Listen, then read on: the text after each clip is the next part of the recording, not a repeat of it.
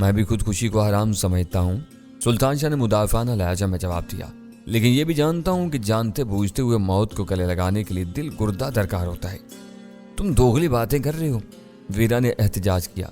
एक हराम काम की तकमील में कहीं भी कोई काबिल तारीफ मरला आ ही नहीं सकता। जिस फेल का कुल हराम हो, इसका हर जुज हराम होगा। इसमें दिल गुर्दों और फेफड़ों के जिक्र की कोई गुंजाइश नहीं होती। बात लड़कियों के जिक्र से शुरू हुई थी, लेकिन एक दूसरे को नीचा दिखाने की बहस में वो दोनों अपने असल मौजू को भूल कर बहुत आगे निकल गए थे। मैंने सख्ती से कहा, तुम दोनों शुराफा की महफिल में बैठने के काबिल नहीं रहे हो। हर वक्त चिड़ी मारों की तरह आपस में लड़ते झगड़ते रहते हो। ओहो, तो यहाँ कोई शरीफ भी है? वीरा ने अपने इर्द गिर्द निगाहें उड़ाते हुए बेस्ताख तक कहा। यह मेरे लिए नई इतला है। तुमने अपनी जुबान बंद न की तो मैं तुम्हारा सर तोड़ दूंगा, मैंने चिल्ला कर धमकी थी। कोई फायदा नहीं होगा, वो अंदर से खाली निकलेगा। इस बार सुल्तान शाह बोले बगैर नहीं रह सका। तुम इसकी जुबान दराजी पर ध्यान नहीं देते, वीरा तिनक कर बोली। बस ये चाहती हो कि मैं इसकी किसी बात का जवाब न दूं, ये जो चाहे बकता रहे। मैं किसी से कुछ नहीं चाहता, मैंने उसकी चमकती हुई आंखों में आंखें डालकर संजीदगी से कहा। थोड़ी देर के लिए ज़हनी सुकून चाहता हूँ, हम पिंग पांग नहीं खेल रहे। गजाला ने इन दोनों की तरफ मुतवज्जा होकर नासिहाना लहजा में कहा। दुश्मनों से होने वाली लड़ाई बहुत नाजुक मरहले में दाखिल हो चुकी है। हमको हर वक्त से संजीदा और चौकन्ना रहने की जरूरत है। मेरी राय तुमसे मुख्तलिफ है। वीरा यक बयक संजीदा नजर आने लगी। नाजुक तरीन मरहला पिछली रात को गुजर गया। शाम को ठिकाने लगाने के बाद हमें कुछ दिनों के लिए सुख का सांस लेने का मौका मिल गया है। इनको अपना कोई मुतबादल मोहरा मैदान में उतारने के लिए वक्त दरकार होगा। वो टाम की मौत को आसानी से हजम नहीं कर सकेंगे। गजाला ने मतानत के साथ उसे समझाने की कोशिश की। हमें अखबारी इतलात पर खुश नहीं होना चाहिए। पसे पर्दा न जाने क्या कुछ हो रहा होगा। वीरा के होंठों पर हल्की सी मुस्कुराहट फैल गई।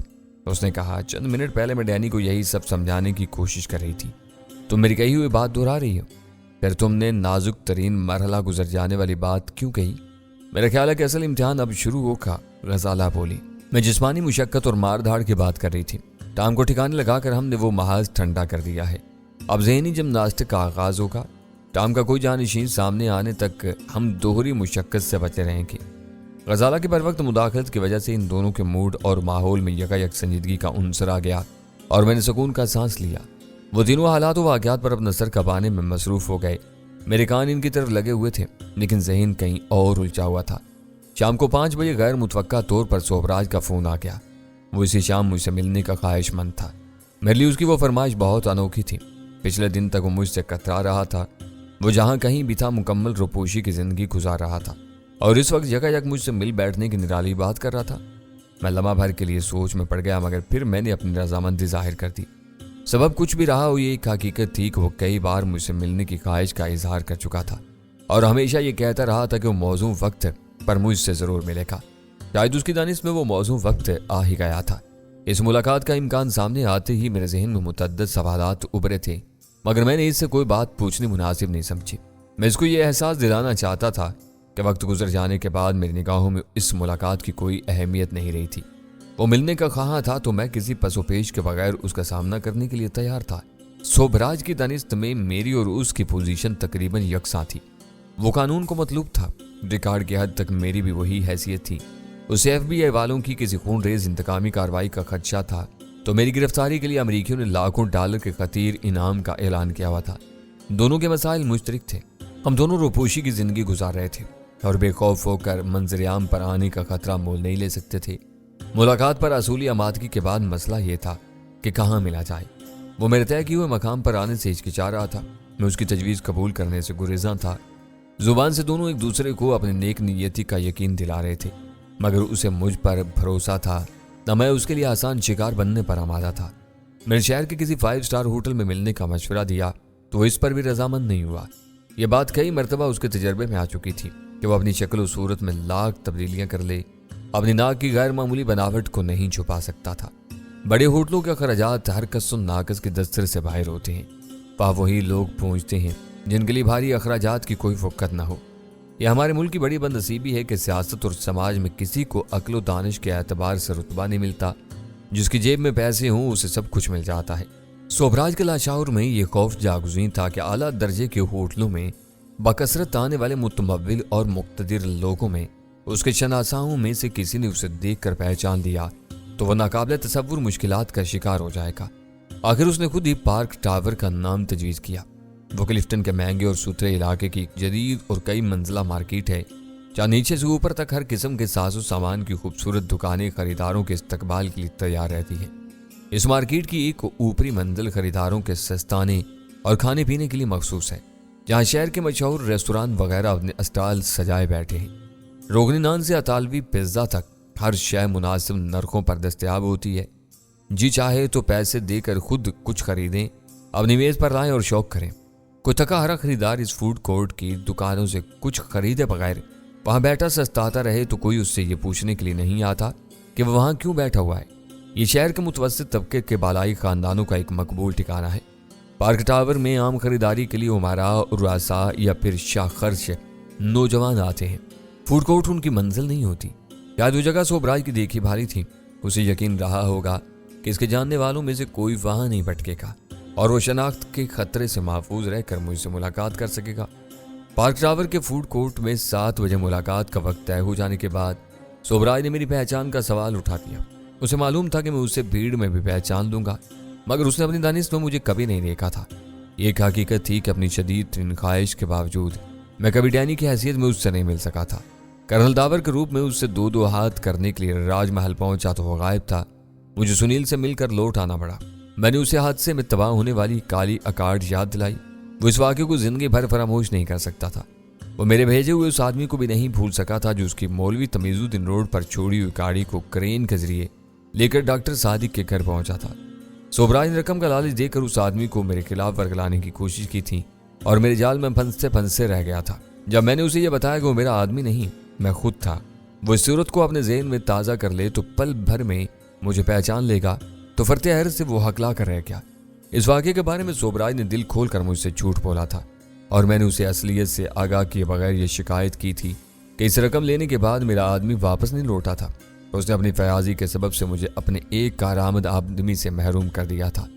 इस वक्त मैंने सोबराज से कोई गिला नहीं किया था।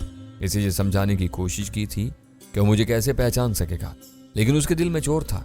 उसने मेरे बहरूप से फरेब खाकर मुझसे बहुत जहरीली बातें की थी। उसने आज खुद कहा कि वो 7 बजे की मुजव्वज़ा मुलाकात में इस वाक़े के बारे में अपनी पोजीशन साफ करेगा। मैंने हंसकर उसकी बात सुनी और हमारे दरमियान गुफ्तगू खत्म हो गई। उसे अचानक तुमसे मिलने का ख्याल क्यों आ गया? वीरा मेरे और सोबराज के दरमियान तय होने वाली मुलाकात के बारे में शकूक और शुबहात में मुब्तला थी। वो आज़ाद है, इसलिए अभी तक उसे कानून का कोई खौफ नहीं है। उसे 2 फरीकों की तरफ से खतरात लाग गए, FBI और मैं। हो सकता है क्या वो मुझसे मुफाहमत के बारे में सोच रहा हो? इस मुलाकात में जंग व जदल का इम्कान नहीं है। ये बस मुलाकात ही रहेगी। ये तुम्हारी खुश फहमी है। बिच्छू से बोसे की तवक्का नहीं की जा सकती। वो जब आगे बढ़ेगा डंक मारने की कोशिश करेगा। तुम उसे ना मारो, लेकिन वो तुम्हें मुआफ नहीं करेगा। इस पर आंखें बंद करके एतमाद नहीं किया जा सकता। गजाला ने उसकी तायद की। आपने बहुत आसानी के साथ उसकी तजवीज़ कबूल कर ली। तुमसे किसने कह दिया कि मैं उस पर भरोसा कर रहा हूँ? मैंने कहा, मैं वहाँ अकेला नहीं जाऊँगा।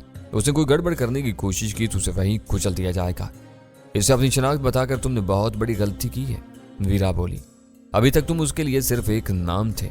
तुम उसके बराबर में से गुजर जाते तो भी वो तुम्हें नहीं पहचान सकता था। यह तुम्हारी गलत फहमी है। मैं उससे अपने एक आदमी के रूप में मिल चुका था। मैंने उसकी बात काट कर कहा, मैं डैनी की बात कर रही हूँ। वीरा जोर देकर बोली, उसे ये मालूम नहीं हो पाता कि तुम डैनी हो। अब तुम उसके सामने आ गए हो, वो एक नज़र में तुम्हें पहचान लेगा। तुम एक दूर अज़कार अंदेशे के बारे में सोच रही हो। मेरी बात समझने की कोशिश करो। अपने ज़हन पर ज़रा सा जोर दो। उसने कहा, हो सकता है कि उसने यही जानने के लिए मुलाकात का ड्रामा रचाया हो। तुम्हें मान लेना चाहिए कि तुमसे गलती हुई है। वीरा एक माकूल अंदेशे का इजहार कर रही है। अब उसकी बात पर गौर क्यों नहीं करते? खजाना ने उसका साथ देते हुए कहा, हम इन अंदेशों में उलझते रहे तो ये बात बहुत दूर निकल जाएगी। मैंने बेपरवाही से जवाब दिया, आसमान हमारे सरों पर मुअल्लिक है। कल कलां को ये अचानक नीचे गिर सकता है। आसमान कुछ भी नहीं है। वीरा ने पुरस्कून रहते हुए नुक्ता आफरीनी की, ये हमारी हद निगाह का एक नाम है, मगर सोबराज ठोस ज़मीनी हकीकत है। हम ये बात फरामोश नहीं कर सकते कि वो परले दर्जे का अय्यार और मक्कार है। तुम्हारी दानिश में मुझे क्या करना चाहिए था? मैंने तन से पूछा। अपनी शनाख्त बताने के बजाय उसे आमादा करते कि वो मुकर्रर वक्त पर फूड कोर्ट में पहुंच जाए। तुम खुद उसे पहचान कर इस तक पहुंच जाते। उसे कैसे पता चलता कि वो डैनी ही से मिल रहा है? दिल ही दिल में मैं वीरा की बात की माकूलियत को मानने के बावजूद कटजहती करने पर तुला हुआ था। अपने और उसके दरमियान होने वाली कलीदी बातों को दोहराकर तुम आसानी से उसे बावर करा सकते थे कि तुम कौन हो। चलो मान लिया कि मुझसे यह अहमकाना गलती सरजद होगी। मैंने तमस्कुराना लहजे में कहा, यह बताओ कि अब मुझे क्या करना चाहिए। होशियारी के साथ होश में रहना चाहिए। वीरा की संजीदगी में सर मुंह फर्क नहीं आया। सोबराज अपना मकसद हासिल कर चुका है। मुझे शुबा है कि वो 7 बजे फूड कोर्ट नहीं पहुंचेगा। हो सकता है कि वो तुम्हारी निशानदही करके कराए कि किसी कातिल को वहां भेज दे। तुमसे मसालत के मुकाबले में वो छुटकारा पाने को तरजीह देगा। यही उसका मंसूबा नजर आता है। ऐसा होना मुमकिन नजर नहीं आता, लेकिन फिर भी तुम्हारा ममनून हूं कि तुमने इस इम्कान की निशानदही कर दी। मैंने उसकी फिक्रमंदी का अंदाजा करते हुए पूरे खलूस से कहा, मैं वहां जाऊंगा तो इस इम्कान को नजरअंदाज करूंगा ना। अपने साथ किस किस को लेकर जाने का इरादा है? गजाला ने पूछा। सुल्तान शाह मुझसे अलग रहकर हालात पर नजर रखेगा। इसकी मुदाखलत की जरूरत पेश ना आई तो वह खामोशी से लौट आएगा। अगर सोबराज आ ही जाता है तो क्यों ना सुल्तान शाह को उसके पीछे लगा दिया जाए। इस वक्त गजाला का जहन तेजी से काम कर रहा था। तुम्हारे कहने से पहले ही मैं फैसला कर चुका था, सुल्तान शाह ने मुस्कुराते हुए कहा। वहां जाकर खाली हाथ लौटाने से बेहतर है कि इसके ठिकाने का सुराग लगाने की कोशिश की जाए। हो सकता है कि इसी तरह मेरी गलती का आजाला हो जाए। उसकी जुबान से गलती का जिक्र सुनकर वीरा बुरी तरह चौंकी थी। इसका रद्द-ए-अमल देखते ही सुल्तान शाह के चेहरे पर हवाइयां उड़ने लगी। उसे अंदाजा हो गया कि रवानी में एक गलत बात कह गया है। मैंने सूरत-ए-हाल को संभालते हुए दखल अंदाजी की। इसकी कोई गलती नहीं थी। बेचारे के जहन में यह ख्याल बैठ गया कि डॉक्टर सादिक के मकान से इसने सोबराज को मेरे साथ लाने की बजाय इसे वहीं गोली मार दी होती तो ज्यादा बेहतर होता। यही होना चाहिए था, वीरा ने जोर देकर कहा। यह बात कई मरतबा मेरे जहन में आ चुकी है, मगर मैंने अब तक मुंह नहीं खोला। सोबराज को वहां से बचकर नहीं निकलना चाहिए था। सांप गुजरने के बाद लकीर को पीटना फजूल है। अब आगे के बारे में सोचो। मैंने इस मौजू को वहीं खत्म करने की नीयत से कहा। आचारों खूंट चौकस रहना, वीरा ने सुल्तान शाह को ताकीद की। ऐसा न हो कि वो रास्ते में तुम्हें जुल देकर कहीं गायब हो जाए। वो बात वहीं आई गई हो गई। सुल्तान शाह की निगाहों में मेरे लिए ममनूनियत का जज्बा मोहसन नजर आ रहा था। मैंने सोबराज से फोन पर बहुत बेफिक्री के साथ गुफ्तगू की थी और इन तीनों से तबादला ख्याल करते हुए भी मैंने किसी गहरी तशवीश का मुजाहरा नहीं किया था। इसमें मेरी किसी खास कोशिश का दखल नहीं था। इस वक्त मेरा मूड ही कुछ ऐसा था कि मैं किसी बात को ज्यादा अहमियत देने के लिए तैयार नहीं था। लेकिन इसके बाद मेरे जहन में वसवसों ने सर उभारना शुरू कर दिया। मेरे जहन में एक ख्याल ये भी आया कि सोबराज ज़ेर ज़मीन दुनिया के लोगों को छोड़कर अपने इन कारोबारी हलीफों से मदद ले रहा था, जो किसी न किसी एतबार से कानून शिकनी के मुर्तकिब हो रहे थे और अपनी ज़रूरियात की तकमील के लिए जराइम पेश अफराद की परवरिश करने पर मजबूर थे। इनमें 3 पर आईबी वाले हाथ डाल चुके थे, लेकिन कुछ नहीं कहा जा सकता था कि शहर में ऐसे मजीद कितने लोग मौजूद थे। अगर सोबराज पार्क टावर वाले मिशन के लिए इनका रुख कर लेता तो वहां खासा बड़ा हंगामा जन्म ले सकता था, जिसे निमटने के लिए सुल्तान शाह नाकाफी होता। ऐसी किसी सूरत-ए-हाल का मुकाबला करने के लिए मैंने सोचा कि अव्वल खान से चंद अफराद की कुमक तलब की जाए, मगर फिर खुद ही ये ख्याल तर्क कर दिया। पिछली रात को हम लोगों से अलग होने के बाद अव्वल खान ने हमसे कोई राब्ता नहीं किया था। उसे डाम के खिलाफ मुहिम में जिस तरह खुलकर हमारा साथ दिया था, इसके बाद उसे छेड़ना मुनासिब नहीं था। अपने तमाम तर आज़ादियों के बावजूद वो बहरहाल जलाल की तरह एक सरकारी अफसर था। इस पर किसी किस्म की कानूनी पाबंदियां नहीं थी, फिर भी वो किसी न किसी को जवाब देता। मुझे शुबा था कि रात के वाक़यात के बाद अपना दामन बचाए रखने के लिए वो दानिस्ता हमसे अलग थलग हो गया था। उसे गैर कानूनी तौर पर किसी नए मामले में घसीटना मुनासिब नहीं था। टाम की हलाकत के बाद पैदा होने वाले हालात में उसे अपने बचाव के लिए वक्त देना हमारी इखलाकी जिम्मेदारी थी। मैंने अपने जहन में आने वाले इन ख्यालात में किसी को शरीक नहीं किया, खामोशी से अपनी तैयारी में लगा रहा। ठीक 6 बजे मैं सुल्तान शाह को अपने साथ लेकर घर से निकल खड़ा हुआ। घर के पुरतजस्सुस माहौल से बाहर आते ही सुल्तान शाह बोला, आज तुमने ऐन वक्त पर मुझे बहुत बड़ी शर्मिंदगी से बचा लिया है। मेरा काम अब भी यही रह गया है कि मैं तुम लोगों की गलतियों की लेपा पोती करता फिरूं। मैंने हंसते हुए कहा, तुम्हें अपनी गलती का जिक्र करने की क्या जरूरत थी? मुझे आपस में झूठ बोलने की आदत नहीं है। रवा रवी में जुबान फिसल गई थी, लेकिन वीरा के चेहरे पर नजर पड़ते ही मैं परेशान हो गया था। पता नहीं उसे दूसरों की खामियों की टो लगाने में क्या मजा आता है। उसे नादम होते हुए अपनी सफाई पेश की। हैरत है कि इसके साथ इतनी मुद्दत गुजार लेने के बाद आज तुम्हें यह सवाल याद आया। इसके हवास हर वक्त पूरी तरह काम करते रहते हैं।